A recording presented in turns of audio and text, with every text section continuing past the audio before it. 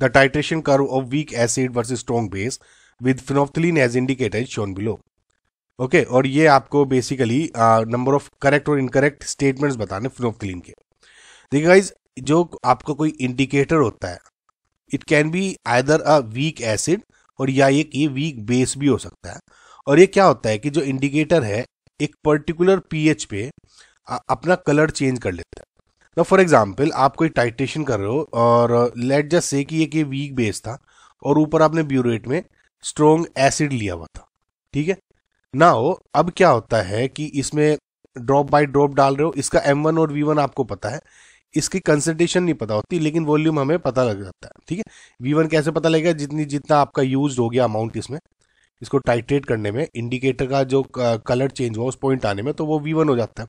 तो इस तरह से आप इसको निकाल लेते हो, समझ में। तो जो ओवरऑल ये इसका सिस्टम का जो आपका पूरा बना जो भी पीएच होता है उसकी एक रेंजेस होती है एंड उसके अकॉर्डिंग आप जो इंडिकेटर है वो यूज भी करते हो ना। फॉर एग्जांपल अगर आपने स्ट्रॉन्ग एसिड और स्ट्रॉन्ग बेस को यूज कर रहे हो तो जो उसकी ओवरऑल जो पीएच है वो 4 to 11 के बीच में लाई करती है। अगर कोई वीक एसिड और स्ट्रॉन्ग बेस है इसकी जनरली 7 to 11 के बीच में लाई करती है। Strong acid plus weak base कर रहे हो उसकी जनरली 4 to 7 के बीच में लाई करती है।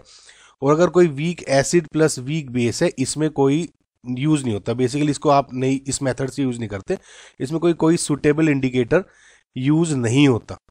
ओके, ये चीज जरूर ध्यान रखना। अब इस पे एक बार क्वेश्चंस पूछे जा चुके हैं। रही बात इस ग्राफ की, जैसे जैसे आपने देखा है कि हम जैसे सपोज कोई भी टाइट्रेट कर रहे हैं, strong acid strong base weak acid strong base something, तो उसमें जो एक ग्राफ्स बनते हैं इस तरह से ना, तो इसमें पीएच और वॉल्यूम के अकॉर्डिंग होता है और इस तरह से सपोज ग्राफ बनता है।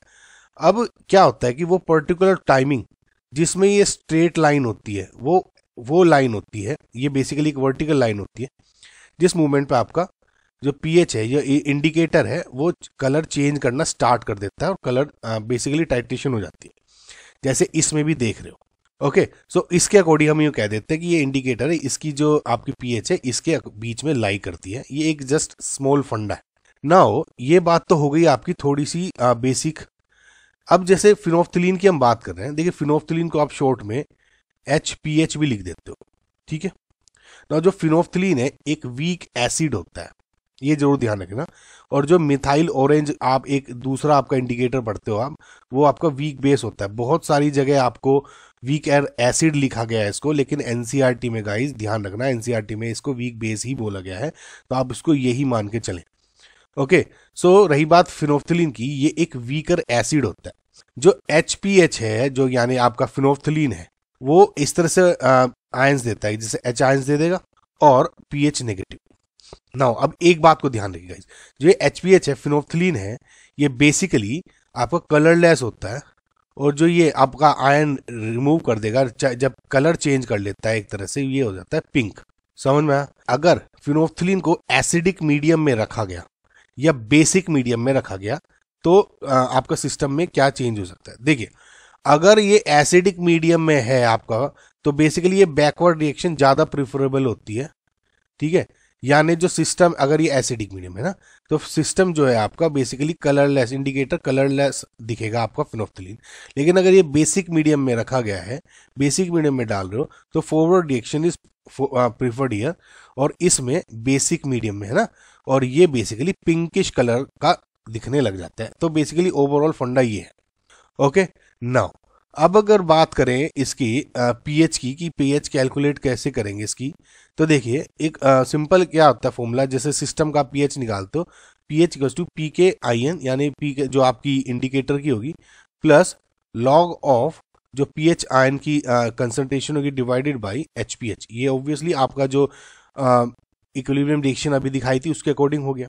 जैसे मैंने आपको बताया था कि जब आपकी रिएक्शन होती है एक पर्टिकुलर मूवमेंट पे M1V1 इक्वल्स टू M2V2 हो जाती है, ठीक है। नाउ एट इक्विलिब्रियम जब आपकी HPH ये H ion plus pH negative होता है, एट इक्विलिब्रियम जब इक्विलिब्रियम होगी प्रॉपर अटेन हो जाएगा तो जो ये कंसंट्रेशन है और ये कंसंट्रेशन इक्वल हो जाती है। इसका मतलब ये तो कैंसिल आउट हो गया, 1 हो गया, log 1 हो गया 0। तो जो pH होगी आपकी वो क्या हो जाएगी, pH will be of the system will be PKIN, PK indicator.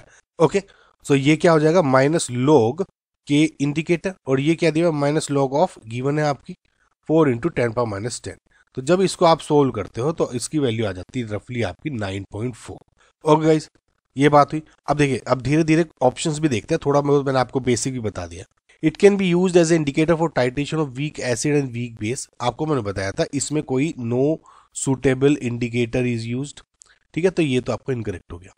It begins to change colour at pH 8.4।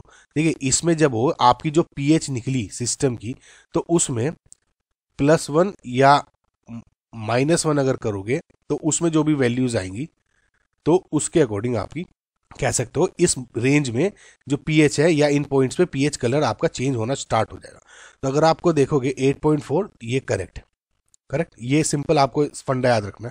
It is a weak organic base, incorrect, मैंने आपको बताया था it's a weak organic acid. Okay, तो this is incorrect base की वजह से। It is colourless in acidic medium, तो obviously this is also a correct statement. क्यों, मैंने आपको बताया अभी कि जो आपकी ये HPH जो आपका H आयन और ये pH नेगेटिव निकलता है, एसिडिक मीडियम में प्रिफरेबल बैकवर्ड रिएक्शन होती है, बेसिक में फॉरवर्ड। ये पिंक होगा, ये कलरलेस, तो एसिडिक मीडियम में बैकवर्ड रिएक्शन प्रिफर हो रही है, और ये कलरलेस आपका बेसिकली प्रिफर हो रहा है। Okay, so this is also a correct statement. तो नंबर पूछा था कितने स्टेटमेंट करेक्ट है, तो 1 और 2 यानी 2, and this is your correct answer.